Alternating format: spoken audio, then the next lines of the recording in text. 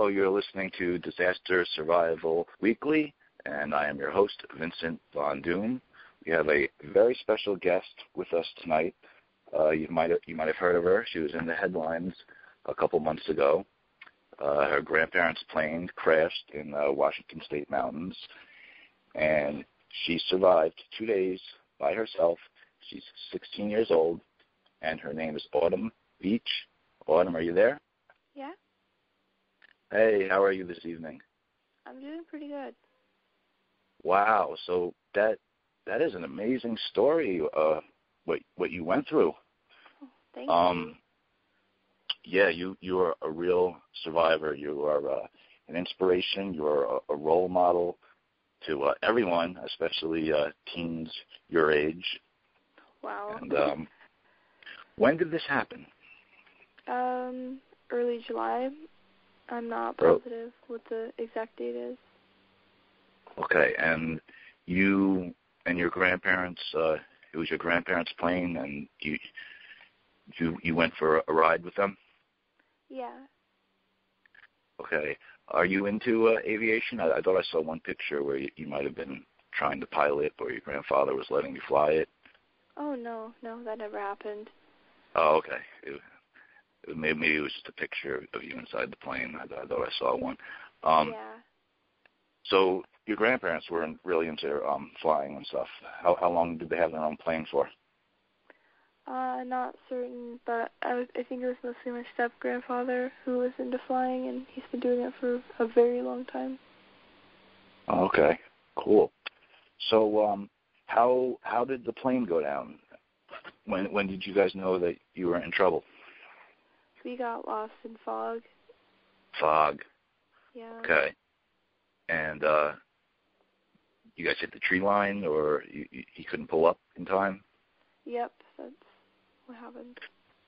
Wow. Did once you knew you were going to crash, I know when you're in events like this that things seem like blurry and stuff like that. Because I was in a similar situation. It wasn't my grandparents. I know it was a lot tougher on you because you were a lot closer with them. But I was in Florida, and me and some friends of mine were driving, and it was nighttime, and he fell asleep at the wheel, and he went off the road into a ditch, and when we went into the ditch, he jumped forward and hit the gas, which made him accelerate and jump out of the ditch, and we hit a tree, and I hit my head on the dashboard. I was knocked unconscious. The tree snapped, and we landed in a canal upside down. Middle of the night, there's water moccasins, alligators, and since I was knocked out, the car floated to the bottom of the canal, and when I woke up, I went, and I inhaled muddy swamp water, and I was upside down. Yeah, so I had like 2 seconds to get out of the car before I drowned, and I was all disorientated because I was upside down. I was knocked out, and it was pitch black, so I realized I was upside down, so I started trying to feel my way to where the door was. I found the door handle, but the door was busted shut. It would not open. And I guess maybe the pressure of the water or whatever, but I had to punch the window out, which is very hard to do when you're underwater, but I managed to do it, and I got out of the car. But my friend didn't make it. He was in the back seat. He had hit his head on the roof, and his neck snapped. So when we finally got out of the swamp, we were in the middle of nowhere. So I actually had to leave my friend in the car dead and then walk miles and miles and miles injured. I was almost bleeding to death because my vein had been cut open from some of the glass when I had punched the window out. So I had to tie my T-shirt around my arm, and I walked for several miles. I didn't get to the hospital or to a town until the next morning. So I kind of know what you went through. But what happened? That's horrible. Yeah, it was. I was young too. I was like 20. I wasn't as young as you were, but still, yours is an even more amazing story because it. What did it take you? It took you 2 days, 3 days to. 2 nights. Wow. Okay. So you knew you were going down. Did you brace for it, or it happened so quickly? Wait, excuse me? Did you brace for the impact, or did it happen too quickly, or? I was crouched down because of my anxiety, so I was already a little bit braced.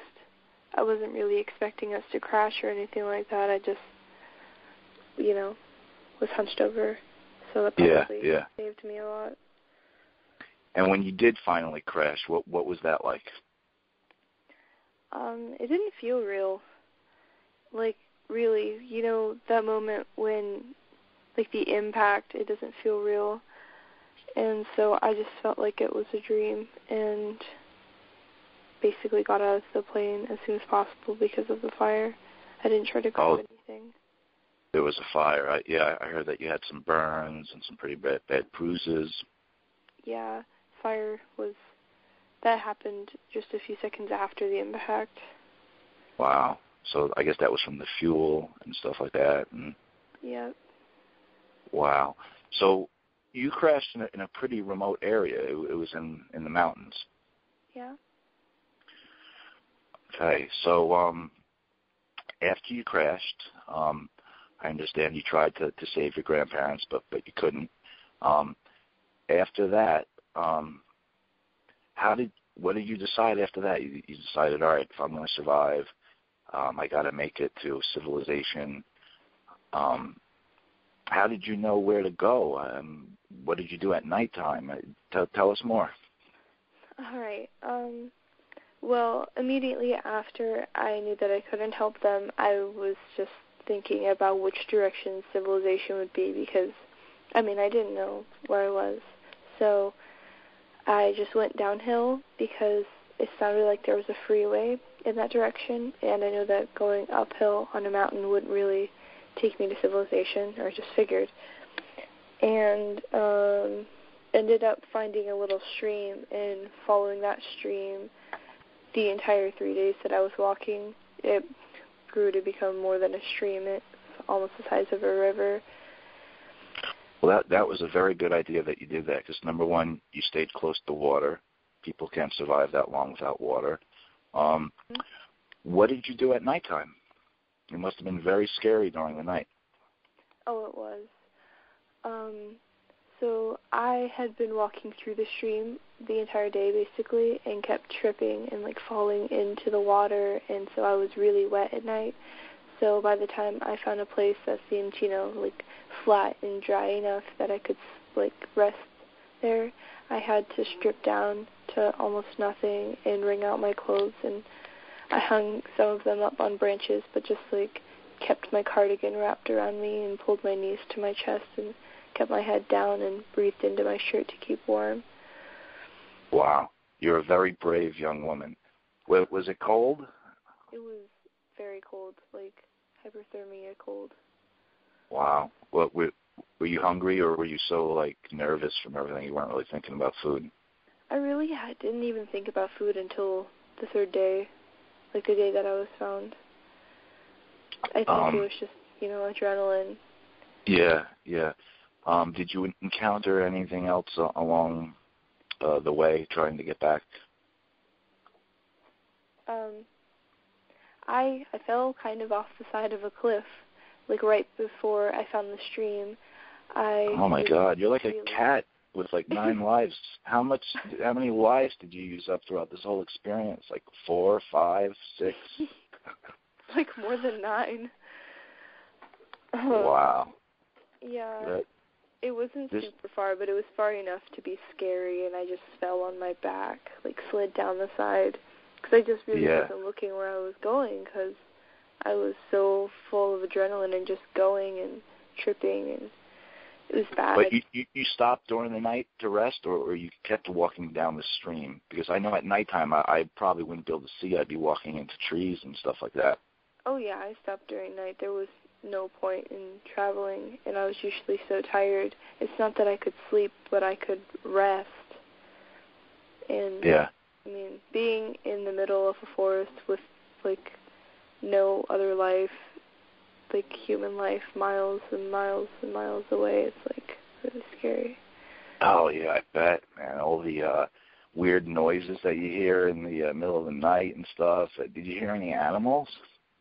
I kept hearing, like, crunching and leaves and branches smacking, but I don't know what it was. It must have been a little bit big. But the only animals I saw were pikas, but I just called them forest gerbils, because they look like gerbils, but they're in the forest. Yeah.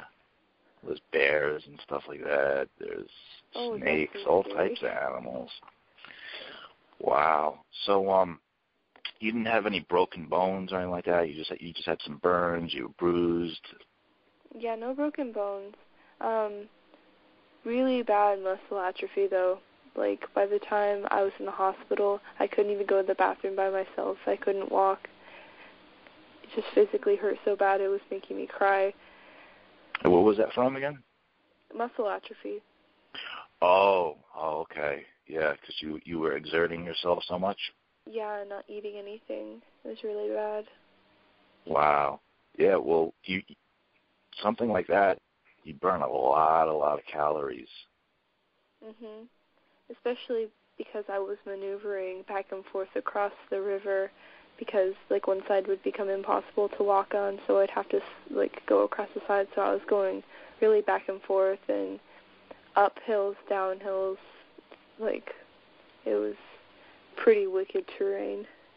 Yeah, I bet. Like some of our best special forces, that's the type of stuff that even they have a hard time with some of that. The Navy SEALs, the Green Beret. Wow. Have you heard that they're accepting women now into the special forces? Oh, that's really good. Yeah. They said that if they can pass the test, they're allowed to be members of the special forces.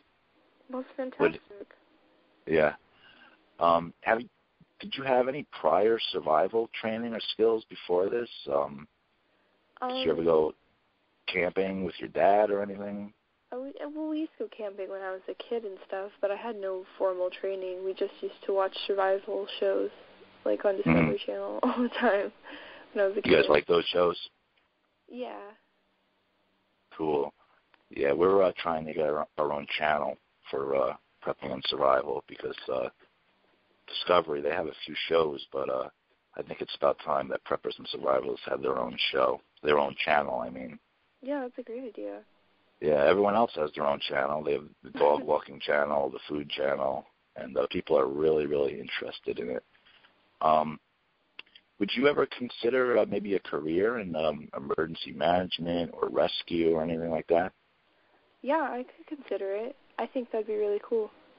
Yeah, well, what we wanted to do was we want you to be a team, our team preparedness leader, a spokesperson that teaches other teenagers and young people to get into prepping and survival, and maybe our sponsors, they can sponsor you, and if they want to make donations to maybe your college fund or something like that, and maybe you could ask around that with really your school. Cool.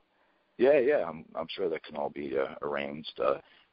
FEMA, they have grants and stuff like that, and they're always ready.gov. They're always trying to raise awareness and get young people more into it. And oh yeah, that'd be really awesome. Yeah, if talk to your school, we'll try to get something going. Maybe you can visit other schools in the area and just tell them about your experience, and then talk about the need to be prepared and why everyone should know some basic survival skills. And I don't know how you are in front of crowds, but you probably just have to sit up in front of the auditorium for like a half hour, an hour, and yeah, that's no problem. Yeah, and there would be other people in the area helping you. I'm sure there'll be people from like the local fire department or even FEMA or something like that would be there to help with the presentation. But I think that would be a great idea for you, and I think it could earn some money towards your college fund as well. I would love that. That sounds like a dream.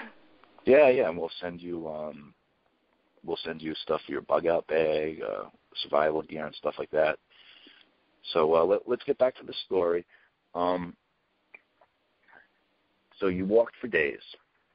Yeah. And then when you finally reached civilization, tell us more about that. I was walking along. I'd been walking, like, basically the same direction for most of the day, and I saw a bridge, and my heart, like, lurched, and I went up and stood on the bridge and followed the trail up to where the sun was coming from, and there was a sign that said it was easy pass, and that was really funny because that's really not the easiest path I've been on. And I think that what the message that they were trying to send you was it was going to be easier from here on. Oh, I hope so.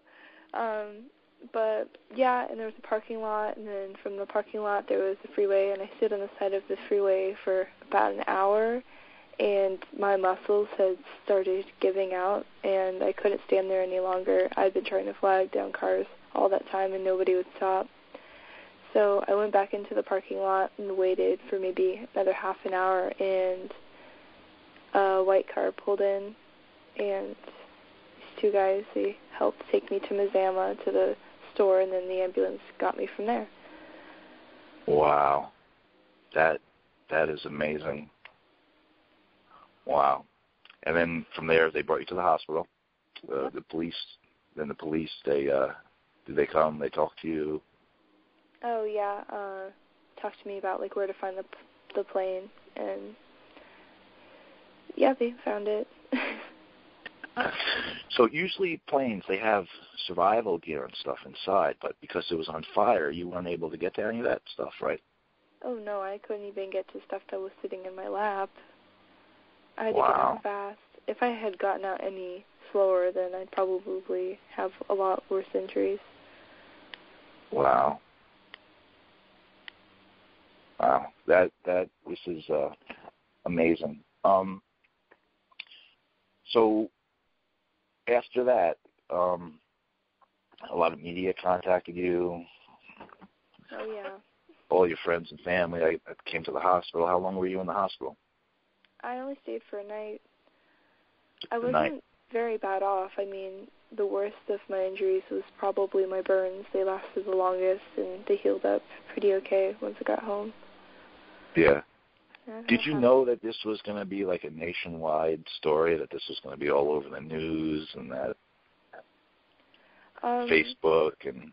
When I first hit the parking lot, I mean, I had thoughts about it. I was thinking, like, I wonder if this is on the news at all, like, that I've been missing for a few days, and I didn't think it would be anywhere near, like, big as it is. Yeah. I'm on Tara Ellis's website, and she wrote, you and her wrote the story about what happened to you. Yeah. What is that website? It's Tara, TARAELLISA, author.blogspot.com. If our listeners want to read the full story, they can go to our website, disastersurvivalnetwork.com. We will be publishing this story. We'll be airing this interview. And we are also going to be publishing an article, survival stories, in our next issue, and that's going to be about you. Very cool. Yeah. So definitely, this is good stuff. We're very proud of you, and we're going to stay in touch, and we're going to try to set something up for you where we could have you do what we talked about before, and keep up the good work. It's an amazing story, and you truly are an inspiration to everyone. Thank you so much. Thank you. Talk to you soon. That was autumn-veatch, truly amazing young lady. She went through a lot, and she came out all right on the other end. It's Sunday night. A busy work week is just around the corner. Then suddenly, your lights won't turn on. Your phone stops working. Are you ready for what tomorrow could bring? Come to the Gateway Preparedness Expo. Learn about alternate power, communications, emergency water, long-term food storage, survival kits, bug-out bags, concealed carry, grab-and-go medical kits, suture classes, experts on-site at the Gateway Preparedness Expo, October 24th and 25th, Gateway Center, Collinsville, Illinois.